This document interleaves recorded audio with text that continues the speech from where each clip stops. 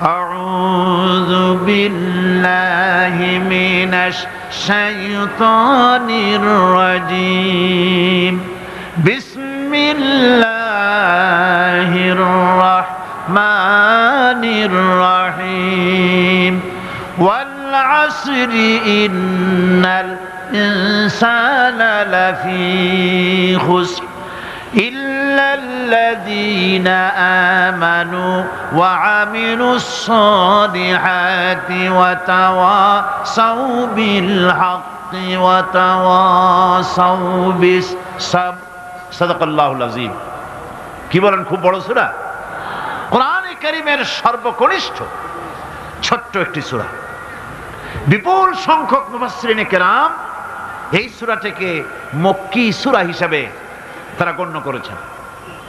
সূরাটির বৈশিষ্ট্য হচ্ছে কয়েকটি শব্দের মধ্যে আল্লাহ পাক এর অর্থ এবং ব্যাখ্যা এত বেশি, কয়েকটি শব্দের মধ্যে এই সূরাটি আল্লাহ নাজিল করেছেন, কিন্তু এর অর্থ আর ব্যাখ্যা এত বেশি যা দিয়ে একটা বিশাল গ্রন্থ রচনা হতে পারে। আমার তো মনে হয় যে সূরা ওয়াল আসর এটা যেন একটা ঝিনুকের মধ্যে আল্লাহ পাক আটলান্টিক মহাসাগর, প্রশান্ত মহাসাগর, সবগুলি মহাসাগর একটা ঝিনুকের মধ্যে আল্লাহ পুরি দিয়েছেন। মানুষের সাফল্য এবং কল্যাণ, তার ধ্বংস এবং সর্বনাশের পথ কোথায় তা এ কোরআন বলে দিয়েছে। সফলতা কিসে আসবে, ধ্বংস কিসে আসবে, এ কথা আল্লাহ কোরআনে বলে দিয়েছে। আমি আজকে এই সূরা বেছে নিলাম এই কারণে, আমরা চলছি ধ্বংসের দিকে। কোন দিকে যাচ্ছি বলেন না, কোন দিকে? আমার তো মনে হয় হেমিলেনের সেই বংশীবাদক যেন বাঁশি বাজিয়ে চলছে, আর গোটা জাতি তার পেছনে সমুদ্রে ডুবে মরার জন্য অগ্রসর হচ্ছে।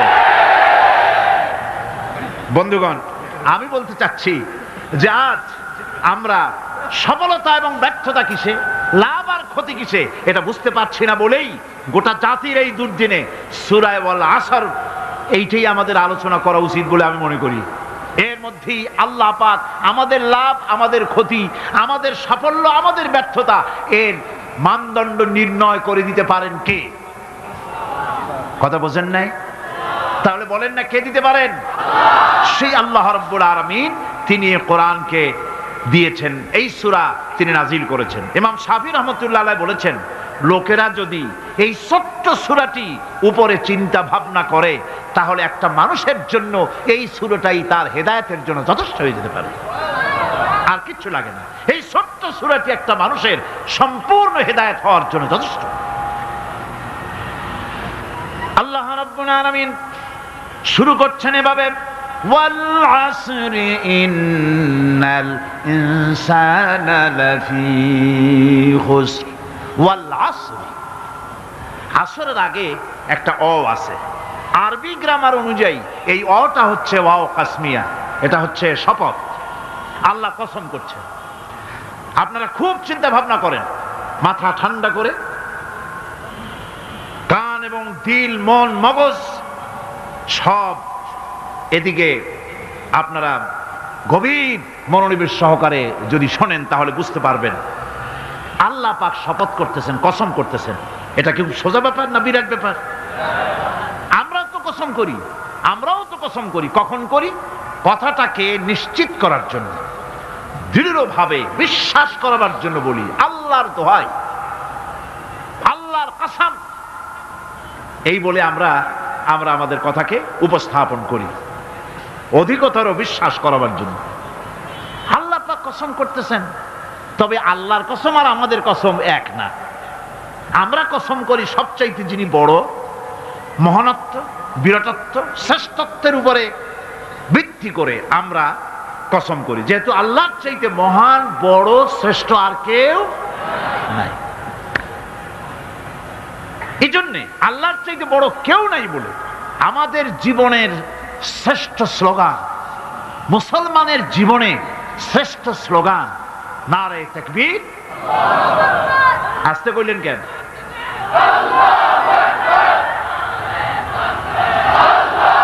আল্লাহ হচ্ছেন বড়, তার থেকে বড় কেউ না। আমি চিন্তা করি মাঝে মধ্যে, কিছু মনে নেবেন না, আমি মাঝে মধ্যে চিন্তা করি যে সমস্ত রাজনৈতিক দলের লোকেরা মুসলমান, রাজনৈতিক মতপার্থক্য থাকতেই পারে, যে কোনো দল করতেই পারে, কিন্তু এমন রাজনৈতিক দল আমি কেন করব মুসলমান হয়ে যেই রাজনৈতিক দলের মিছিলে আর মিটিং এ আল্লাহু আকবার স্লোগান দেওয়া যাবে না? কারণ হচ্ছে আমি যখন দুনিয়া এসেছিলাম, আপনি যখন দুনিয়া এসেছিলেন, আপনার আমার কানে কি শোনানো হয়েছে? কন্ত আজান শোনানো হয়েছে। দুনিয়ায় এসে আমি প্রথম কি শুনেছি? আল্লাহু আকবার, এটাই শুনেছি। আজানের প্রথম শব্দ কি? নামাজের প্রথম শব্দ কি? ইকামতের প্রথম শব্দ কি? জানাজা, জীবনের শেষ নামাজ, এটার প্রথম শব্দ কি? এটা শেষ শব্দ কি? তাহলে এর সিগনিফিকেন্সটা কি? এর অর্থটা হচ্ছে আমার জন্ম থেকে মৃত্যু পর্যন্ত জীবনের সকল ক্ষেত্রে আমাকে বলতে হবে, স্বীকার করতে হবে, মানতে হবে, নিতান্ত গোলামের মতো মানতে হবে আল্লাহু আকবার। আল্লাহর চাইতে শ্রেষ্ঠ কেউ। আমরা কসম করি যেহেতু আল্লাহ বড়, তার বিরাটত্বের উপরে নির্ভর করে আমরা কসম করি, কিন্তু আল্লাহর চাইতে বড় তো কেউ নাই। উনি কসম যখন করবেন, উনি করবেন কিসের কসম? আমাদের কসম আর আল্লাহর কসম এক নয়। রব্বুল আলামিন যখন কসম করেন, তিনি তার কাছে বড়, তার চাইতে বড় কেউ নাই, শ্রেষ্ঠ কেউ নাই, মহান কেউ নাই। সেজন্য তিনি যে কসম করেন, যে কথা বলতে চান, ওই কথার সাথে, ওই বিষয়ের সাথে যার সম্পর্ক, যার সাযুজ্য আছে, সম্পৃক্ততা আছে, সিমিলারিটি আছে, তার কসম আল্লাহ পাক করেন। যেহেতু এখানে আল্লাহ রাব্বুল আলামিন মানুষের সফলতা, ব্যর্থতা, মানুষের লাভ আর ক্ষতির কথা বলবেন, সেজন্য আল্লাহ পাক মানুষের জীবনের সাথে, মানুষের সম্পর্ক রয়েছে তার জীবনের, মানুষের সাথে সম্পর্ক রয়েছে সময়ের, মানুষের সঙ্গে সম্পর্ক রয়েছে ইতিহাসের। তাই রব্বুল আলামিন বলেন, ওয়াল আসরি ইন্নাল ইনসানা লাফি খুসর। আমি কসম করি সময়ের, আমি কসম করি ইতিহাসের, আমি কসম করি জীবনের, আমি কসম করি সময়ের। যেহেতু এই জীবন আছে বলে আমরা আছি, জীবন না থাকলে আমরা বাঁচি না। ইতিহাসের কসম আল্লাহ করেন, কারণ হলো ইতিহাস মহাকালের সাক্ষী। এই মহাকালের দুষ্কৃতিকারা, তাদের দুষ্কৃতি যারা, তাদের দুষ্কৃত কর্ম, যা তারা যে খারাপ কাজ করেছে, সেই খারাপ কাজের ইতিহাস ধারণ করেছে। যারা সুকৃতি করেছে, তাদের সুকর্মগুলি ইতিহাস ধারণ করেছে। ইতিহাস হচ্ছে নীরব সাক্ষী। আল্লাহ বলেন, আমি ওই ইতিহাসের সাক্ষী, আমি জীবনের সাক্ষী, আমি সময়ের সাক্ষী। যেহেতু সময় কারো জন্য বসে থাকে না। সময়ের ব্যাপারে হযরত ইবনে কাইয়্যিম রাহমাতুল্লাহ আলাইহি তিনি বলেছেন, মা মাদা ফিদ দুনিয়া আহলামুন ওয়া মা বাকিয়া মিনহা আমানি। মা মাদা ফিদ দুনিয়া আহলামুন, আমি আমার জীবনের যে অংশ ফেলে এসেছি এটা আমার স্বপ্ন। ওয়া মা বাকিয়া মিনহা আমানি, আর যেটা আমার সামনে জীবন বাকি আছে ওটা হচ্ছে আমার আকাঙ্ক্ষা। ওয়াল ওয়াক্তু বাইনাহুমা দায়ুন, আর এর মাঝখান থেকে সময় চলে যাচ্ছে। সময় আমার জন্য বসে নেই, সময় চলে যাচ্ছে। এই পৃথিবীতে আসার পর আমাদের হায়াত তো বাড়ছে না, বরং হায়াত প্রতি মুহূর্তে কি হচ্ছে? লোকেরা বলে হায়াত বাড়ে, হায়াত তো বাড়ে না। হায়াত কি হয়? জন্মের পরের থেকে আমার জন্য রিজার্ভ আছে যতটুকুন, 50 বছর বাঁচবো, 60 বছর বাঁচবো, যতটুকুন হায়াত আমার জন্য নির্ধারিত করা আছে, নির্ধারণ করা আছে, প্রতিদিন একদিন করে কমে যেতেছে। এজন্য আমি বলি, আমার বাড়িতে যে ঘড়িটা আছে, এই ঘড়িটা বেলা 1টার সময় ঢং করে একটা আওয়াজ দেয়, শ্রোতাকে শুনিয়ে দেয়, বাড়িওয়ালা তোমার জীবনের মূল্যবান হায়াত থেকে 1 ঘন্টা কমায়া দিলাম। 2টার সময় 2টা ঘন্টা লাগায় শোনায় দিল, বান্দারে তোমার জীবনের মূল্যবান সময় থেকে 2টি ঘন্টা কমে গেল। এমনি করে দিন গেল, মাস গেল, বছর গেল, আমাদের হুঁশ হলো না। সময় চলে গেল তাস খেলে খেলে, সময় চলে গেল আমাদের খেলাধুলা করে, শয়তানি বদমাশি করে। সময় কতটুকুন পেলাম? কিয়ামতের দিন, বিচারের দিনটা যেটা হবে, আল্লাহ রাব্বুল আলামিন বলেন বিচারের দিনটাই লম্বা হবে 50 আলফা সানা মিম্মা তাউদ্দুন। বিচারের দিনটা লম্বা হবে কত বছর? 50,000 বছর। কত বছর? দুনিয়ায় যেভাবে তুমি হিসাব করো, দুনিয়ার গণনা অনুযায়ী হাসরের বিচারের দিনটা হবে 50,000 বছরের মতো লম্বা। এক কিতাবে দেখেছি, তিনি লিখেছেন হিসাব করে কিয়ামতের ওই দিনটার হিসাবে 50,000 বছর একটা দিন লম্বা। ওই হিসাবে পৃথিবীতে যারা 60 বছর বাঁচলো, সেজন্য আখেরাতে 2 মিনিট দুনিয়ায় বাঁচলো। চিন্তা করেছে? মাত্র 2 মিনিট। 60 বছর যারা হায়াত পেল, 2 মিনিট বাঁচলো। এই 2 মিনিটের জন্য কত হাঙ্গামা, কত মারধর, কত সন্ত্রাস, ক্ষমতার জন্য লড়াই, ফ্যান করেঙ্গে ত্যান করেঙ্গে, লাঠি কে আন্দার মুগুর ভরেঙ্গে, শক্তির ঠেলায় অস্থির। আমার বন্ধুগণ, সময় চলে যাচ্ছে স্রোতের মতো করে, কারোর জন্য সময় অপেক্ষা করতেছে না।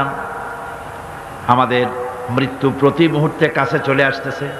এই জন্য শায়ের বলেছেন, আগাহ আপনি মৌত সে কোই বশর নেহি, আগাহ আপনি মৌত সে কোই বশর নেহি, সামা সো বরস কে হ্যাঁ পল কি খবর নেহি।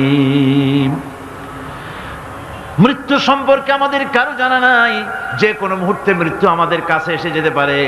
মৃত্যু সম্পর্কে কিছুই জানা নাই, অথচ প্রতি মুহূর্তে আমরা মৃত্যুর দিকে এগিয়ে চলছি। মাল সামান 100 বছর কি ধরে খাবো তাও জমা করে রেখেছি, কিন্তু এক মুহূর্তের খবর নাই। মাহফিলে এসেছি, বাড়ি যেতে পারবো নিশ্চয়তা নাই। আছে? বলেন আছে? আপনি বাড়ি যাও ভালো, বসেছেন, দাঁড়াতে পারবেন, এই নিশ্চয়তা আছে? নাই। সুতরাং সূরার যে সময়ের উপরে কসম করে মূলত সময়ের অপরিসীম গুরুত্ব সম্পর্কে আল্লাহ পাক মানুষকে বুঝাই দিতেছেন। সময়ের দাম দাও। আমাদের সময় চলে যায় গান শুনতে শুনতে, আশ্চর্য মলম বিক্রি করা দেখতে দেখতে, তাস পাশা খেলতে খেলতে সময় চলে যায়, কেউ খেয়াল করে না। সময় বলতে অতীত কালও হতে পারে, আবার বর্তমানও হতে পারে। আর বর্তমান কাল কোনো কালই না। বর্তমান কাল কোনো কাল নয়। প্রতি মুহূর্তে ভবিষ্যৎ এসে বর্তমান হয়, আর প্রতি মুহূর্তে বর্তমান কি হয়? অতীত হয়ে যায়। বর্তমান কাল বলে কোনো কাল নাই, প্রতি মুহূর্তে অতীত হয়ে যাচ্ছে। এই যে আমি মাহফিলে বসছিলাম প্রথম এসে, ওইটা কি এখনো বর্তমান আছে? এই যে বর্তমান কথা বলছি, এটা অতীত হয়ে যাচ্ছে। সুতরাং বর্তমান কাল নাই। আল্লাহ পাক অল আসরের সময়ের কসম করে বলছেন। যদি আমরা চিন্তা ভাবনা করি তাহলে আমরা লক্ষ্য করব আমাদের আসল মূলধন সময়। আসল মূলধন কি? জীবনের আসল মূলধন কি? সময়। ইমাম রাজি রহমতুল্লাহ আলাইহি এই পর্যায়ে এক বুজুর্গের ব্যক্তির কথা তিনি আলোচনা করেছেন।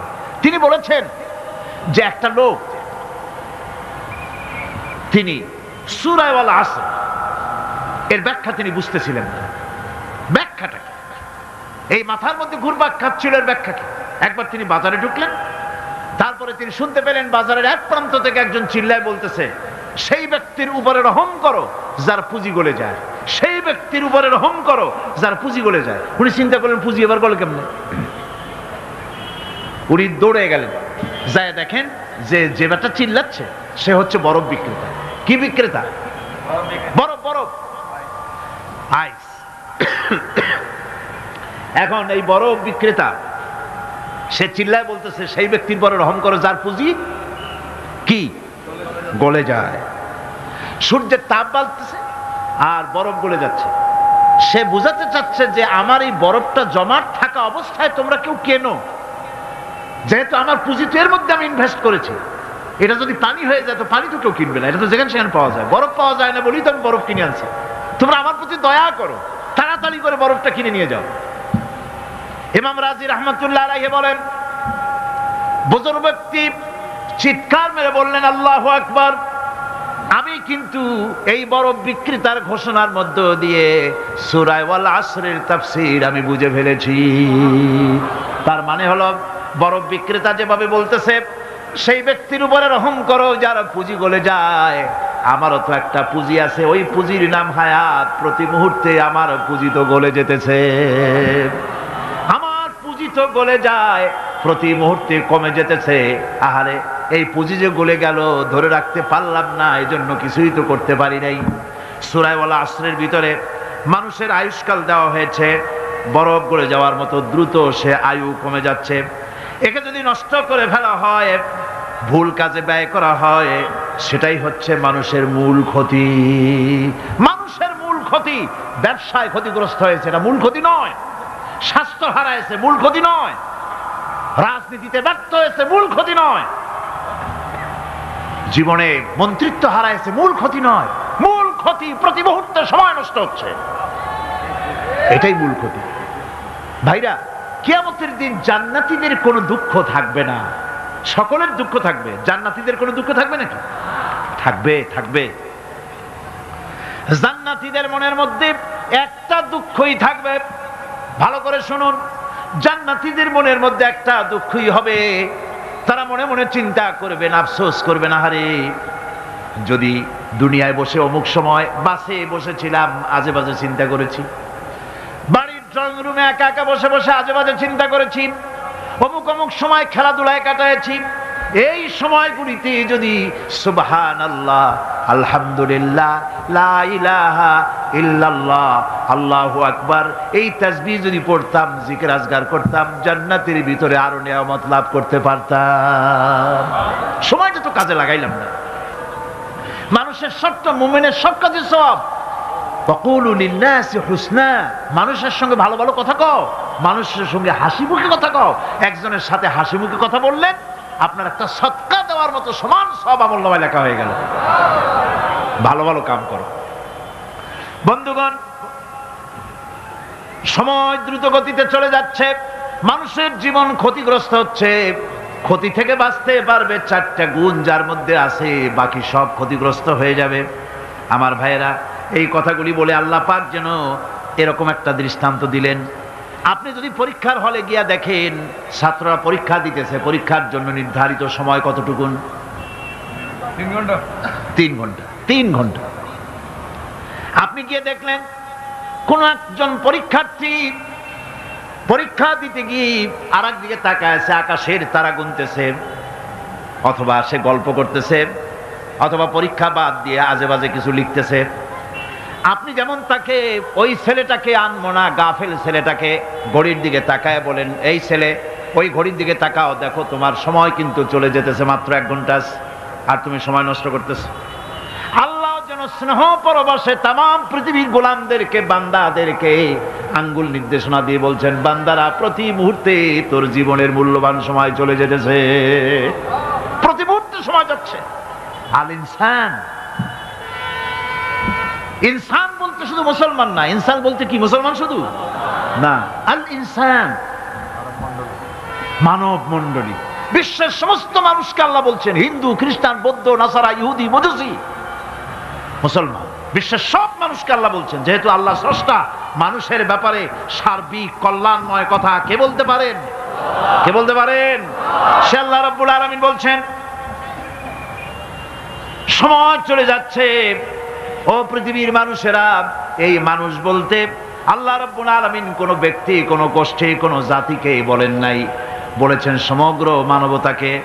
এর অর্থ হচ্ছে সূরাটিতে উল্লেখ্য 4টি গুণ যদি আমল করতে পারে লোকেরা, যেই ব্যক্তি করবে, যেই সমাজ করবে, যেই রাষ্ট্র করবে, যেই গোষ্ঠী করবে, যেই জাতি করবে, তারাই ক্ষতি থেকে বেঁচে যাবে। আর যারা করবে না, তারা ক্ষতিগ্রস্ত হবে। কি হবে বলুন? এখন আল্লাহ পাকের কথা শুনুন। আল্লাহ পাক বলছেন, ওয়াল আসরি ইন্নাল ইনসানা লাফি খুসর। খুসরিন, এই যে খুসর, খাসারা, এই শব্দটা হচ্ছে আবিধানিক অর্থে ক্ষতি, হচ্ছে লাভের বিপরীত। লাভের বিপরীত কি? ক্ষতি। নাফা, এই নাফার বিপরীত কি? নোকসান। খাসারাটা কি? নোকসান বলা হয় পুঁজি 50,000 খাটাইছিলাম, লাভ করতে পারি নাই, পুঁজি ঠিক আছে, এটাকে বলা হয় নোকসান। এটাকে কি বলা হয়? নোকসান। কিন্তু আমি পুঁজি খাটিয়েছিলাম 50,000 টাকা, লাভ তো হয়ই নাই, পুঁজিও চলে গেছে, আমও গেছে, সালাও গেছে, আমও নাই, সালাও নাই। এইটারে আরবিতে কি বলা হয়? খাসার। দেউলিয়া। দেউলিয়া হয়ে গেছে। দেউলিয়াটা বোঝেন ভালো আপনারা, দেউলিয়া হয়ে গেছে। কোরআন লাভ বা সাফল্যের ধারণা যেমন নিছক পার্থিব নয়, সমৃদ্ধির কথা শুধু পার্থিব নয়, জন্ম থেকে শুরু করে মৃত্যু পর্যন্ত। কোরআনের লাভের কথা যখন বলা হয় তখন জন্ম থেকে মৃত্যু পর্যন্ত, আখিরাত পর্যন্ত, কিয়ামত পর্যন্ত। ক্ষতিটাও জন্ম থেকে শুরু করে মৃত্যু পর্যন্ত, কিয়ামত পর্যন্ত ক্ষতিটাও। এই ক্ষতি থেকে বাঁচাবার জন্য কোরআনে কারিমে বিভিন্ন জায়গায় এই খাসারা শব্দ ব্যবহার করা হয়েছে। আল্লাহ রাব্বুল আলামিন বলছেন, ওয়ামান খাফফাত মাওয়াজিনুহু ফাউলাইকাল্লাযীনা খাসিরু আনফুসাহুম বিমা কানু বিআয়াতিনা ইয়াযলিমুন। যাদের পাল্লা ভারী হবে কিয়ামতে তারাই হবে সফলকাম, আর যাদের পাল্লা হালকা হবে, নেকির পাল্লা যাদের হালকা হবে তারা হবে ক্ষতিগ্রস্ত। তারা নিজেরাই ক্ষতি সাধনকারী হবে কিয়ামতের দিন। কাজে মানুষের জীবনের সমুদয় কার্যাবলীর ভালো অংশ যদি খারাপ অংশের উপরে বিজয়ী হয়, তারপরে খারাপ অংশ পাওনাদারদের দিয়ে টিয়া, এরপরে যদি নেকি কিছু বাকি থাকে তাহলে বোঝা গেল লোকটা কিয়ামতে নাজাত পাবে। আর যদি ভালো কাজের উপরে খারাপ কাজ বিজয়ী হয়ে যায় আর সমস্ত পাওনাদারদেরকে পাওনা মিটাইয়া তারপরেও পাপ বাকি থেকে যায়, এক চাইতে খাসারা পৃথিবীতে আকাশে জমিনে কিছু আর হবে না। এর থেকে বাঁচার জন্য আল্লাহ পাক, এই খাসারা থেকে বাঁচার জন্যই মানুষকে এই কথা বলছে। এই কথাটি কোরআনে কারিমের অন্য একটি আয়াতে আরো সুন্দর করে বলা হয়েছে, যারা নাকি এই দুনিয়ার বুকে যারা নিজেদের পুঁজি খাটাইছে, জীবনের পুঁজি সুদ কামাইতে খাটালো, জীবনের পুঁজি খাটালো হারাম কামাইয়ের ভিতরে, অন্যায় কাজের ভিতরে, যারা জীবনের পুঁজিকে আল্লাহর দ্বীনের কাজে লাগাতে পারে নাই, তাদের সম্পর্কে বলা হচ্ছে খাসিরাদ দুনিয়া ওয়াল আখিরাতা যালিকা হুয়াল খুসরানুল মুবিন। খাসিরাদ দুনিয়া ওয়াল আখিরাত, দুনিয়াও ক্ষতিগ্রস্ত, আখিরাতেও ক্ষতিগ্রস্ত। এটা হচ্ছে তার জন্য সুস্পষ্ট ক্ষতি, এর থেকে বড় ক্ষতি আর কিছুই হতে পারে না। আল্লাহ পাক কোরআনে কারীম অন্যত্র বলেছেন, وَنُنَزِّلُ مِنَ الْقُرْآنِ مَا هُوَ شِفَاءٌ وَرَحْمَةٌ لِلْمُؤْمِنِينَ وَلَا يَزِيدُ الظَّالِمِينَ إِلَّا خَسَارًا। আমি এই কোরআন অবতরণের পরিক্রমায় এমন সব বিষয় অবতীর্ণ করেছি যা মুমিনদের জন্য নিরাময় এবং তাদের জন্য রহমত, আর জালিমদের জন্য ক্ষতি ছাড়া আর কিছুই বৃদ্ধি পায় না। জালিমদের জন্য ক্ষতি বৃদ্ধি পায়, আর যারা মুমিন তাদের জন্য এর মধ্যে নিরাময় আছে, এর মধ্যে রহমত আছে। অর্থাৎ যারা এই কোরআনকে যারা নিজেদের আইনের কিতাব হিসেবে গ্রহণ করেছে, কোরআনকে তাবিজের কিতাব হিসাবে নয়, ধর্মীয় কিতাব হিসাবে নয়, কোরআন সংবিধান। কোরআন কি? কোরআনকে যারা সংবিধান হিসাবে মেনে নিয়েছে, কোরআনকে যারা সংবিধান হিসাবে গ্রহণ করলো, ব্যক্তি, পরিবার, সমাজ, রাষ্ট্রে, তাদের যাবতীয় মানসিক, বুদ্ধিবৃত্তিক, নৈতিক, তামাদ্দুনিক রোগের নিরাময় হবে, এর দ্বারা শান্তি হবে। কিন্তু যেসব জালিম এই কোরআনকে প্রত্যাখ্যান করেছি, কোরআনকে যারা মৌলবাদীদের কিতাব বলে, কোরআনের কথা বললে মৌলবাদ বলে গাইল দেয়, তারা তাদের কপালকে পোড়াইয়া ছাই বানাইয়া দিছে, তাদের কপাল ভস্মীভূত করে দিয়েছে। আমার দেশে, এই দেশটা কি মুসলমান বেশি না অন্য জাতি বেশি? কোন? জোরে কোন? মুসলমান সবচেয়ে। খুব লক্ষ্য করে শোনেন, এই দেশে সবচেয়ে মুসলমান বেশি, ইন্দোনেশিয়ার পরে। পৃথিবীর দ্বিতীয় বৃহত্তম মুসলিম দেশ হলো কোনটা? বাংলাদেশ। এই দেশে ইসলামরে যত গালি দেওয়া হয়েছে, কোরআনকে যত গালি দেওয়া হয়েছে, আলেমদেরকে যত গালি দেওয়া হয়েছে, রাসূলুল্লাহকে যত গালি দেওয়া হয়েছে, ইসলামী আদর্শকে যত গালি দেওয়া হয়েছে, পৃথিবীতে কোন দেশে এইভাবে ইসলামকে গালি দেওয়া কোথাও হয় নাই। এমনকি আমেরিকার মতো দেশে, ইংল্যান্ডের মতো দেশেও কোরআনের বিরুদ্ধে এত কথা কেউ বলতে সাহস পাবে না, ইসলামের বিরুদ্ধে কথা বলতে সাহস পাবে না, যেহেতু মুসলমানেরা সেখানে পাল্টা আক্রমণ করবে। আজ আমার দেশে মুসলমানের ঘরের সন্তান হইয়া ইসলামের বিরুদ্ধে তারা বক্তব্য রাখে। মৌলবাদ জিকির উঠে গেছে। আমেরিকার প্রেসিডেন্টরা যখন শপথ নেন, প্রেসিডেন্ট হিসাবে ওথ নেন, বাইবেলের উপরে হাত রাখেন আর বলেন, এই মহাগ্রন্থকে স্পর্শ করে শপথ নিচ্ছি, আমি আমার চিন্তা চেতনা, আমার মেধা, আমার প্রজ্ঞা সবটা আমার জাতি, আমার দেশকে উন্নয়নের জন্য, এর সমৃদ্ধির জন্য, এর সংরক্ষণের জন্য আমি আমার জীবনকে উৎসর্গ করব। বাইবেলের উপরে স্পর্শ করে এই শপথ তারা নেন। আমার দেশের প্রেসিডেন্ট, প্রধানমন্ত্রী শপথ নেওয়ার সময় কোরআন শরীফের উপরে হাত রাখে যদি, তাহলে বলা হবে বেচারা মৌলবাদী হয়ে গেছে। এটা করা যাবে না। আর যদি কেউ করে সামান্য কিছু, কোরআন না, যদি তসবিহ নিয়েও আসে, তাহলে বুঝতে হবে জাতির সাথে একটা প্রতারণা ছাড়া আর কিছুই না। কাজেই ধর্মের প্রতি আকর্ষণ একটা ভিন্ন জিনিস, সেই জিনিসকে ছেড়ে যারা দেয় তারাই ক্ষতিগ্রস্ত হয়, আর যারা ধরে রাখে তারা দুনিয়ায় ক্ষতিগ্রস্ত হয় না। আল্লাহ পাক এখানে রাসূল করিম সাল্লাল্লাহু আলাইহি ওয়াসাল্লাম একটি হাদিস প্রণিধানযোগ্য কোরআনের ব্যাপারে। হুজুর বলেছেন, আল কোরআন হুজ্জাতুন লাকা ওয়া আলাইকা। এই কোরআন হয় তোমার পক্ষের সাক্ষী, না হয় এই কোরআন তোমার বিপক্ষের সাক্ষী। কিয়ামতে এই কোরআন হয় তোমার পক্ষে কাজ করবে, নতুবা এই কোরআন তোমার বিপক্ষে কাজ করবে। দুই অবস্থা থেকে খালি হবে না।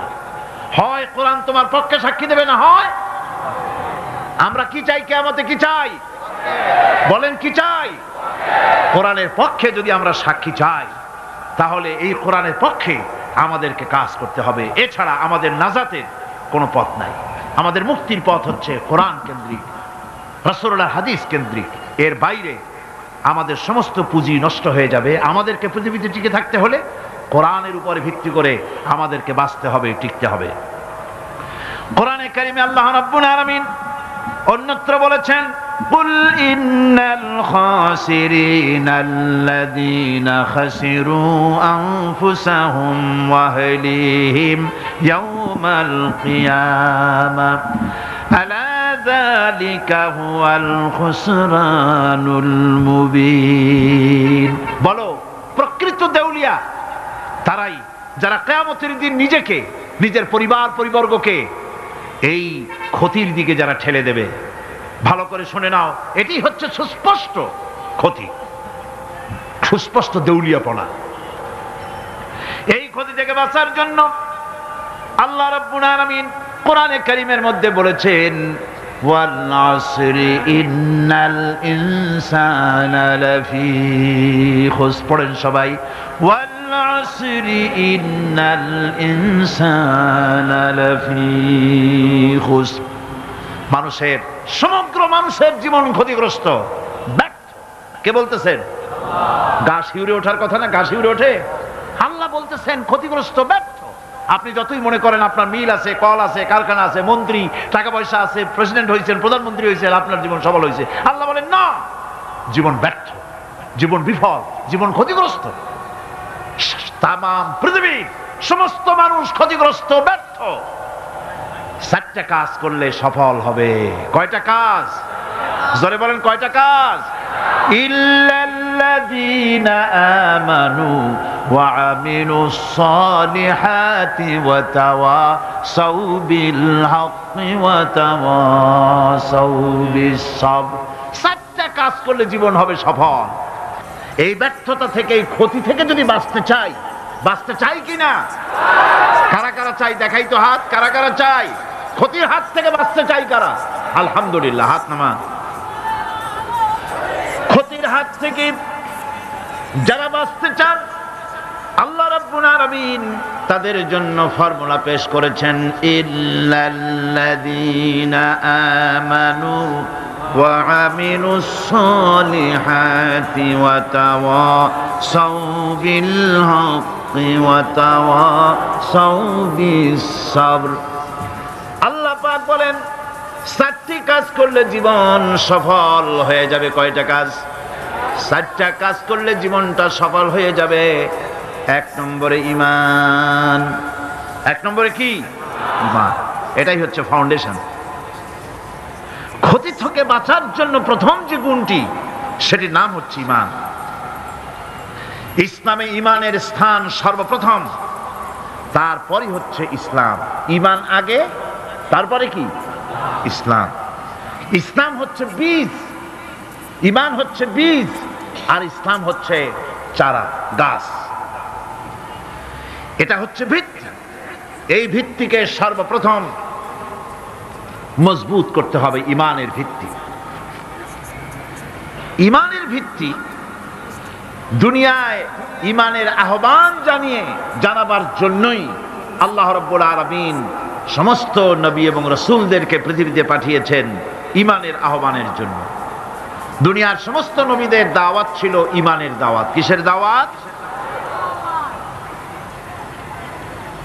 এই ঈমানের দাবিটা আসছে, এই দাওয়াতটা এসেছে আল্লাহর কাছ থেকে। কার কাছ থেকে? দেখুন, পৃথিবীর ভিতরে কোন নবীদের কথার সাথে আরেকজন নবীর কথার কোনো বৈপরীত্য হয় নাই। সমস্ত নবীদের কথা একরকম ছিল। কয় রকম? একজন নবীর সঙ্গে তার বক্তব্যের সাথে আরেকজন নবীর বক্তব্যের কোনো গুণগত মৌলিক কোনো পার্থক্য ঘটে নাই, অসঙ্গতি হয় নাই। কারণ নবীরা, আম্বিয়া আলাইহিমুস সালাম, নিজেরা বানিয়ে কথা রচনা করে তারা মানুষের সামনে পেশ করে নাই। সমস্ত নবীদের কাছে যত দাওয়াত এসেছে একটা অফিস থেকে এসেছে। সে অফিসটা হচ্ছে কার? আল্লাহ রাব্বুল আলামিনের। তাই দুনিয়ার সমস্ত পয়গম্বরদের দাওয়াত ছিল না ইলাহা ইল্লাল্লাহ, লা ইলাহা ইল্লাল্লাহ, লা ইলাহা, লা ইলাহা ইল্লাল্লাহু মুহাম্মাদুর রাসূলুল্লাহ। এটাই ছিল সমস্ত নবীদের দাওয়াত। কোরআনে কারীম তার ধারক এবং বাহক সম্পর্কে বলে যে তিনি যে দাওয়াত দিয়েছেন সে দাওয়াতটা হলো ঈমানের দাওয়াত। আমাদের নবী তিনি এসে যে দাওয়াত দিয়েছেন সে দাওয়াতটা কিসের? কোরআনে কারীম বলছি, ربنا إننا سمعنا مناديا ينادي للإيمان। হে আমাদের রব, নিশ্চয়ই আমরা এমন একজন আহ্বায়কের আহ্বান শুনেছি যিনি আমাদেরকে ঈমানের দাওয়াত দিয়েছেন। এমন কোন পয়গম্বর নাই দুনিয়ায় যিনি ঈমানের দাওয়াত দেন নাই। সকলেই ঈমানের দাওয়াত মানুষের সামনে, বিশ্ববাসীর সামনে পেশ করেছেন। কোরআনে হাকিম স্পষ্ট একটা সীমারেখা দুনিয়ার মানুষের সামনে পেশ করে পৃথিবীর মানুষগুলিকে দুটি শ্রেণীতে বিভক্ত করে দিয়েছে। একটি হচ্ছে ঈমান পোষণকারী, আরেকটি হচ্ছে অবিশ্বাসী। একটা ঈমান পোষণকারী আর একটা অবিশ্বাসী। ঈমান পোষণকারীরা সত্যশ্রয়ী, তারা হচ্ছে জ্ঞান এবং নূরের সম্পদে সমৃদ্ধ। আর দ্বিতীয় দলটি হচ্ছে কাফের, জালিম, মূর্খ। তারা হেদায়েতের রাস্তা তাদের জন্য অবরুদ্ধ।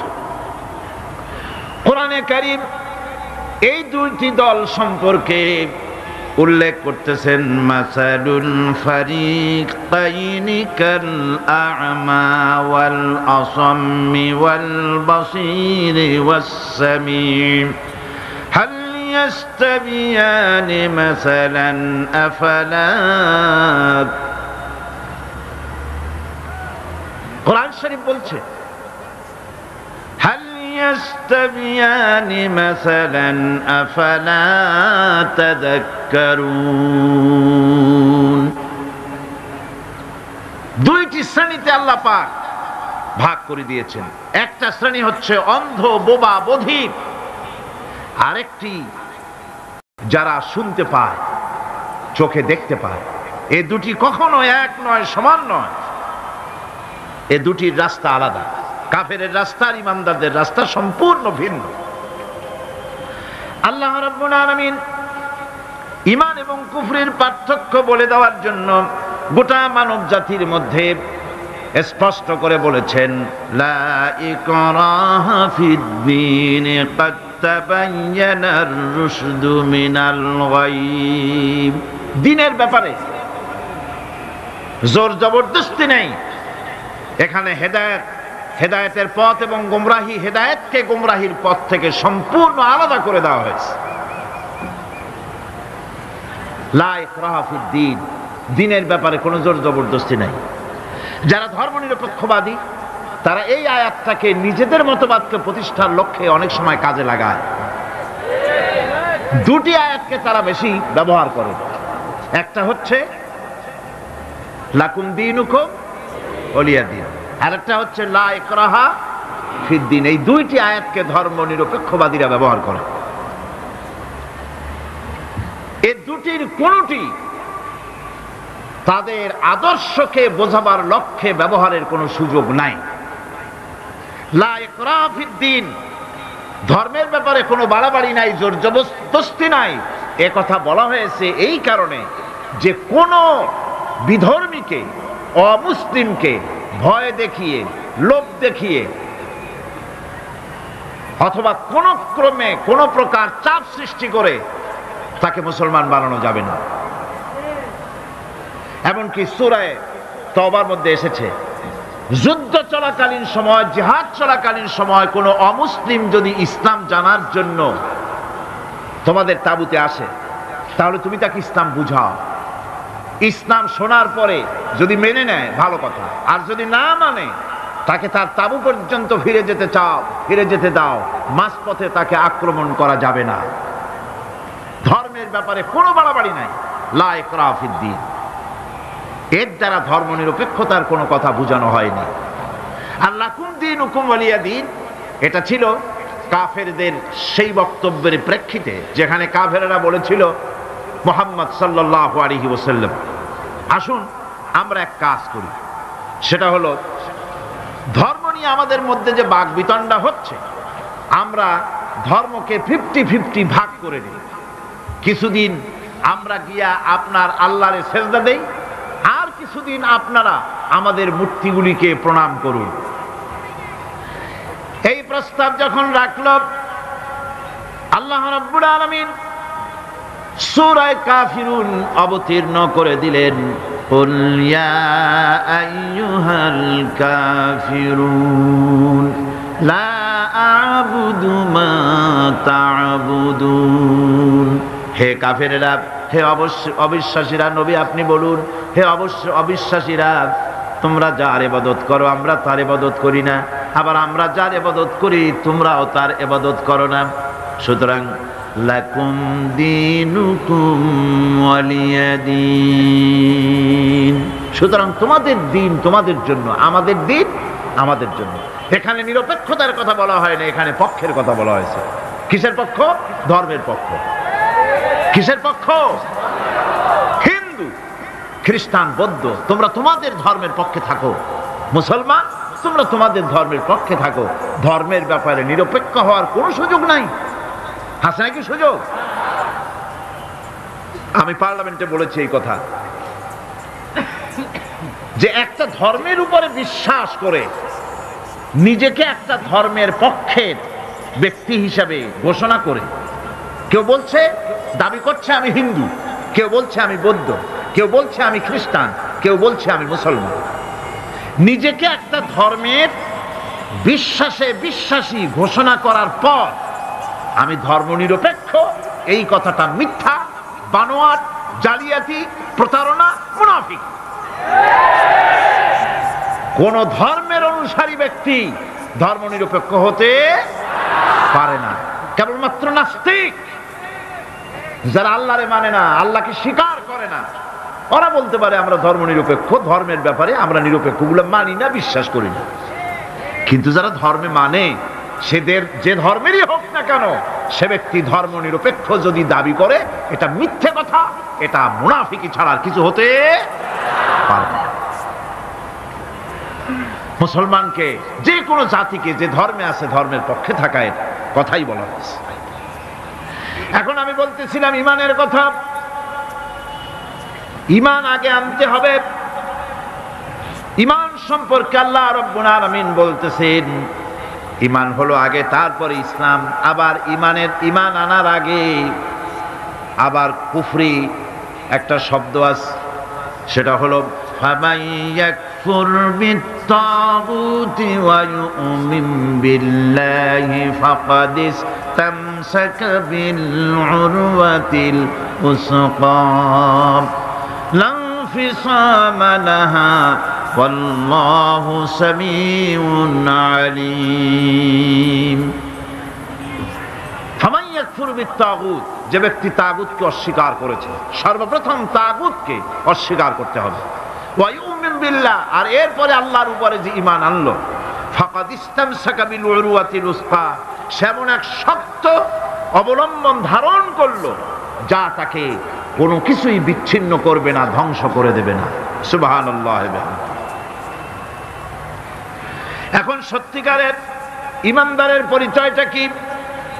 কোরআনে কারীম সত্যিকারের ঈমানদারের পরিচয় এভাবে পেশ করতেছে ইন্নামাল মুমিনুনা আল্লাযীনা আমানু বিল্লাহি ওয়া রাসূলিহি সুম্মা লাম ইয়ারতাবু وجاهدوا بأموالهم وأنفسهم في سبيل الله أولئك هم الصادقون ঈমানের দাবিতে সত্যবাদী কারা? ইন্নামাল মুমিনুনা আল্লাযীনা আমানু বিল্লাহি ওয়া রাসূলিহি সত্যিকারের মুমিন তো তারা যারা নাকি ঈমান এনেছে আল্লাহর উপর এবং রাসূলের উপরে। এই ঈমান আনার পর সুম্মা লাম ইয়ারতাবু এরপরে কোন সন্দেহে সে নিপতিত হয় নাই, কোন সন্দেহ তার মনের মধ্যে জায়গা পায় নাই, আর সে আল্লাহর রাস্তায় জিহাদ করেছে মাল দিয়ে জান দিয়ে। উলাইকা হুমুস সাদিকুন এরাই হলো ঈমানের দাবিতে সত্যবাদী। সুম্মা লাম ইয়ারতাবু অথবা এক বিন্দু সন্দেহ মনের মধ্যে জায়গা দেয় নাই, অর্থাৎ ঈমান আনছি কার উপরে? আল্লাহর উপরে। কার উপরে? আর তার রাসূলের উপরে। আল্লাহ এবং রাসূলের উপরে ঈমান আনার পর যারা আল্লাহ এবং রাসূলের বিধান জীবনের সকল ক্ষেত্রে মানতে পারে নাই তারাই সন্দেহে নিপতিত হয়েছে। কথা বুঝতে পেরেছেন? তাদের সন্দেহ এই কোরআন মানুষের জীবন, তার সম্পদ, তার রাজনীতি, তার অর্থনীতি পরিচালনা করতে পারে না। সেই জন্য ধর্মের ব্যাপারে কোরআন মানি, ধর্মের ব্যাপারে নামাজ আর রোজা মানি, কিন্তু রাজনীতিতে ধর্ম মানি না। এটাই হলো সন্দেহ। এটাই কি? সন্দেহ, অবিশ্বাস। জীবনকে তারা দুইটা ভাগ করেছে, এক ভাগ রাজনীতির জন্য আর এক ভাগ কিসের জন্য? ধর্মের জন্য। জীবনকে ভাবে দুইটা ভাগ করার কোন অধিকার দেওয়া হয় নাই। যারাই মুখে উচ্চারণ করেছে লা ইলাহা ইল্লাল্লাহু মুহাম্মাদুর রাসূলুল্লাহ, জোরে সরে পড়েন লা ইলাহা ইল্লাল্লাহু মুহাম্মাদুর রাসূলুল্লাহ। যারা জীবনকে, যারা নাকি ঈমান এনেছে, কালেমা বিশ্বাস করেছে, আল্লাহ এবং রাসূলের প্রতি ঈমান এনেছে, জীবনকে দুইটা ভাগ করার কোনো অধিকার নাই। যার কথা মতো নামাজ পড়ব তার কথা মতোই রাজনীতি করব, যার কথা মতো হজ করব যাকাত দিব তার কথা মতো পার্লামেন্ট চালাবো, যার কথা মতো হজ করব যাকাত দিব সেজদা দিব তার কথা মতোই বঙ্গভবন আর সেক্রেটারিয়েট চালাবো। যাকে মানি, যে আল্লাহরে সেজদা করি সারা জীবন, যে রাসূলকে মানি আমার নেতা হিসাবে, রাসূল হিসাবে, সে আল্লাহ এবং রাসূলের হুকুম অনুযায়ী আমার কোর্ট কাছারি আদালত শিক্ষাঙ্গন চালাবো।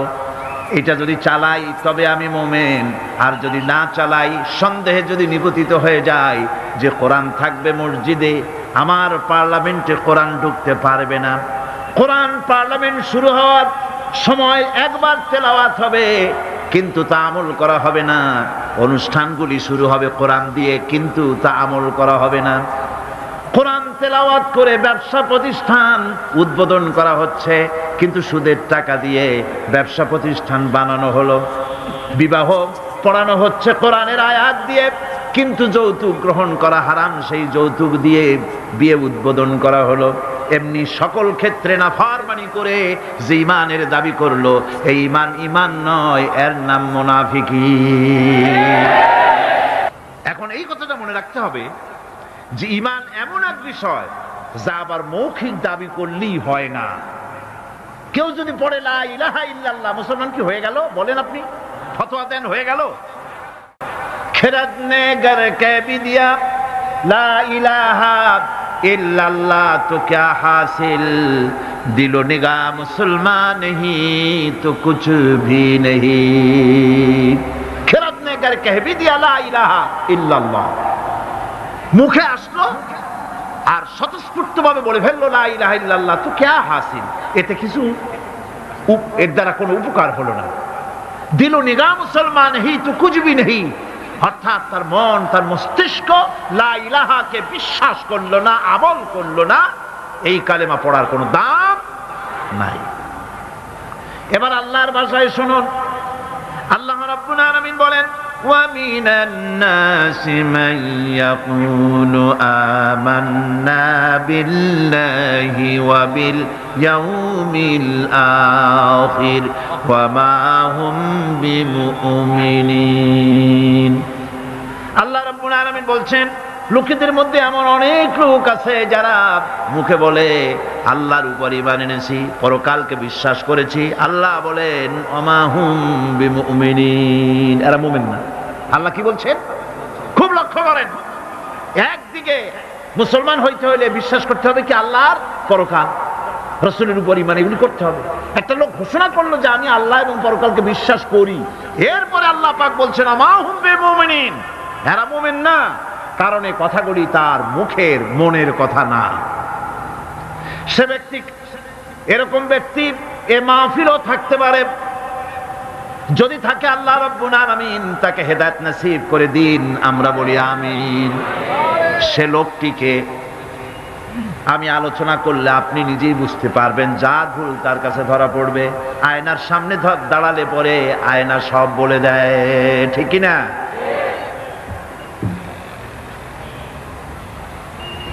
সেই ব্যক্তি, যে ব্যক্তি নাকি কালেমা পড়ে নামাজ পড়ে, আবার ব্যবসায়ী হলে ওজনে কম দেয়, খাদ্যে ভেজাল দেয়, মানুষের সঙ্গে প্রতারণা করে, টাকা নিয়ে ফেরত দেয় না, ওয়াদা খেলাপ করে, চুরি করে, ডাকাতি করে, জেনা করে, সুদ ভিত্তিক ব্যাংকের থেকে টাকা তুলে ব্যবসা করে, সুদের ব্যবসা করে, ঘুষ দেয়, জেনা করে, আর একদিকে নামাজ পড়ে, সময় হলে আবার হজ করে আসে। এই ধরনের মানুষগুলি ইহরামের কাপড় পরে, হজের নিয়ত করে, জিদ্দায় পা রেখে যখন বলে লাব্বাইক আল্লাহুম্মা লাব্বাইক লাব্বাইক লা শারীকা লাক লাব্বাইক ইন্নাল হামদা ওয়ান নি'মাতা লাক ওয়াল মুলক লা শারীকা লাক লাব্বাইক আল্লাহুম্মা লাব্বাইক, আয় আল্লাহ প্রভু হাজির, প্রভু আমি হাজির, হে আমার রব তোমার গোলাম হাজির। বান্দা বলে আয় আল্লাহ গোলাম হাজির, গায়েব থেকে আওয়াজ আসে, আল্লাহর পক্ষ থেকে বলা হয় লা লাব্বাইকা ওয়ালা সাদাইক।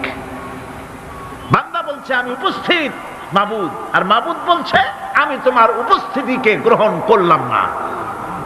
তুই বলছো হাজির, আমি বলছি তুমি অনুপস্থিত, তোমার উপস্থিতি আমি গ্রহণ করলাম না। কারণ তুমি যে টিকিট করে আসছো ওইটা হারাম টাকা, যে রামের কাপড় পরেছো ওইটা হারাম টাকা দিয়ে কেনা, মক্কা মদিনায় যে খরচ করবে, তাবুতে থাকবে, বাস ভাড়া দেবে, যা খাবে, জায়নামাজ কিনবা, তসবিহ কিনবা, মার্কেটিং করার জন্য যে টাকা আনছো, সব হারাম। তোমার গায়ের গোশত হারাম, তোমার গায়ের রক্ত হারাম, হারাম খেয়ে পেটটারে সাইজ মতো বানাইছো, এরকম করে হারামের টাকা দিয়া হজ করতে এসেছো, তোমার উপস্থিতি আমি গ্রহণ করলাম না। নাউজুবিল্লাহ। সুতরাং মুমিনের দাবি করলেই হবে না, ঈমানের দাবি করলেই হবে না, কাজে তা প্রমাণ করতে হবে। সেটা কি? সেটা হচ্ছে ইন্নাল্লাযীনা ক্বালু রাব্বুনাল্লাহু সুম্মা ইসতাকামু তাতানাজ্জালু আলাইহিমুল মালাইকা, নিশ্চয় যারা বলে আমাদের রব আল্লাহ, অতঃপর এই কথার উপরে সে দৃঢ় পথ থাকে, ফেরেশতাগণ তার প্রতি ফেরেশতা অবতীর্ণ হয়, অর্থাৎ আল্লাহর রহমত তার উপরে নাজিল হয়। যে ব্যক্তি ঈমানের দাবি করে ঈমানের উপরে টিকে থাকে, আল্লাহর রহমত তার উপরে নাজিল হতে থাকে। ঈমান আনাই শুধু মুখে দাবি করাই শেষ কথা নয়, ঈমান আনার পর ঈমানের উপরে টিকে থাকা সবচেয়ে বড় কথা। ঈমানের উপরে টিকে থাকতে হবে। ঈমানের কোনো দাম নাই যদি আমলে সালেহ না থাকে। ঈমান হচ্ছে এক, এটা মূল্যহীন হয়ে পড়ে যদি আমলে সালেহ না থাকে। যে নেক কাজ করতে হবে আল্লাহকে খুশি করার জন্য, কাজটা ভালো হওয়ার জন্য শর্ত দুইটা। একটা হচ্ছে কাজটা হতে হবে আল্লাহকে খুশি করার জন্য। কারে খুশি করার জন্য? আল্লাহ পাককে খুশি করার জন্য হতে হবে। আর 2 নম্বরে কাজটা হতে হবে সুন্নতে নববী সাল্লাল্লাহু আলাইহি ওয়াসাল্লাম, রাসূল করিম সাল্লাল্লাহু আলাইহি ওয়াসাল্লামের সুন্নতের উপরে কাজটি হতে হবে। তাহলেই আপনার আমলটা সহি হয়ে গেল। আপনি আমি নিজের আন্দাজ করে কাজটা খুব ভালো হয়েছে মনে করলেই হবে না। নিকৃষ্ট বা অসৎ কাজের পরিণতি সম্পর্কে কোরআন বলছে, قُلْ هَلْ نُنَبِّئُكُمْ بِالْأَخْسَرِينَ أَعْمَالًا الَّذِينَ ضَلَّ سَعْيُهُمْ فِي الْحَيَاةِ الدُّنْيَا وَهُمْ يَحْسَبُونَ أَنَّهُمْ يُحْسِنُونَ صُنْعًا। আমি কি তোমাদেরকে বলবো না যে কোন আমল তোমাদেরকে ক্ষতিগ্রস্ত করবে? সেটা হচ্ছে সেই আমল যারা দুনিয়ার জীবনে দুনিয়ায় উন্নতি করার জন্য কাজ করে, তাদের সমস্ত জদ্দোজাহাদ, তাদের চেষ্টা প্রচেষ্টা দুনিয়ায় টিকে থাকার জন্য তারা করে থাকে। যে কাজগুলি আল্লাহ পাকের খুশনুদি হাসিলের জন্য, আল্লাহ পাককে খুশি করার জন্য করা হয় না, সেই কাজগুলি মানুষের সমস্ত প্রচেষ্টাকে, তার চেষ্টাকে, তার সমস্ত আমলগুলিকে বিনষ্ট করে দেবে। এগুলি কিয়ামতের দিন কোনো ফায়দা হবে না। যারা দিনদার, পরহেজগার, ইমানদার, সৎকর্মশীল, আল্লাহ তাদের ব্যাপারে কি করে শোনেন, ইন্নাল্লাযীনা আমানু ওয়া আমিলুস সালিহাতি সায়াজআলু লাহুমুর রাহমানু উদ্দা। আল্লাহ পাক বলেন যারা নাকি ঈমান এনেছেন আর আমলে সালেহ করে, রব্বুল আলামিন তার বান্দাদের দিলের মধ্যে তার জন্য মহব্বত পয়দা করে দেন। মানুষের ভালোবাসে আর তাদের সাইয়্যাতগুলি হাসানাত দিয়ে বদলায় দেব, তাদের পাপ কাজগুলি আমি নেক কাজে পরিবর্তন করে দেব। শুধু তাই নয়, শয়তানের ওয়াসওয়াসায় পড়ে বান্দা যখন একটা গুনাহ করে, আল্লাহ বলে দিয়েছেন একটা গুনাহ লিখবি। আদম আলাইহিস সালামকে আল্লাহ পাক যখন দুনিয়ায় পাঠিয়ে দিলেন, হযরত হাওয়া যখন দুনিয়া আসলেন, আর শয়তানের বুজুর্গি সব শেষ হয়ে গেল। শয়তানে বলল, আল্লাহ আমার সব ইবাদত নষ্ট হইল আদমের জন্য। আমি তোমার কাছে ফরিয়াদ জানাই, তুমি 7টা জাহান্নাম বানাইছো, এই জাহান্নাম আরো বানাও। আমি তোমার এই জাহান্নামগুলি তোমার বান্দাগুলি দিয়ে ওয়াসওয়াসা দিয়ে এই জাহান্নাম ভরে দেব। যে আদমের জন্য আমার সমস্ত ইবাদত পণ্ড হলো, সেই আদম সন্তান সব আমি জাহান্নামে পাঠাবো। আল্লাহ রাব্বুল আলামিন বললেন, এই কোরআন শরীফের ভিতরে আছে, আল্লাহ পাক বলেছেন, ও আমার ফেরেশতারা, শয়তান কি বলল শুনেছো? আমার বান্দা যখন শয়তানের ওয়াসওয়াসায় পড়ে একটা নেকের একটা গুনাহ নিয়ত করবে, গুনাহ করার নিয়ত করবে, গুনাহটা করে নাই, পাপ লিখবা না। গুনাহ করা হয়ে যাওয়ার পর একটা গুনার জন্য একটা গুনাহই লিখবা। আর যদি আমার বান্দা কোন একটি নেকির কাজের নিয়ত করেছে, হজের নিয়ত করেছে, হজে যায় নাই, মাদ্রাসা মসজিদে দান করবে, চট্টগ্রাম তাফসিরুল কোরআন মাহফিলে দান করবে, করে নাই এখনো, শুধু নিয়ত করেছে, নেক নিয়তের কারণে আমলনামায় একটা নেকি লিখে দিবা। আর যখন নেকের কামটা করা হয়ে যাবে, আল্লাহ পাক বলেন, মান জাআ বিল হাসানাতি ফালাহু আশরু আমসালিহা। নেকের কাজটা যখন করা হয়ে যাবে, আমার বান্দার আমলনামায় একটা নেকের পরিবর্তে 10টা গ্রেস মার্ক লাগাইয়া 10 গুণ বাড়াইয়া দিবা। সুবহানাল্লাহ। আমি বান্দা, আল্লাহ পাক বলেন বান্দার কোন আমলের উপরে আমি জুলম করি না। বান্দা যদি যে সব কাজ করবে সমস্ত নেক কাজের জন্য আমি তাকে সওয়াব দান করব। শুধু তাই না, সৎকর্মশীল ব্যক্তিদের রুজিতে আমি বরকত দিয়ে দিব। সুবহানাল্লাহ কোন। ভালো কাজ যারা করবে তাদের রুজিতে আল্লাহ পাক কি করবেন? فالذين آمنوا وعملوا الصالحات لهم مغفرة ورزق كريم। যারা ঈমান আনবে এবং ভালো কাজ করবে আমি তাদেরকে উত্তম রিজক দান করব।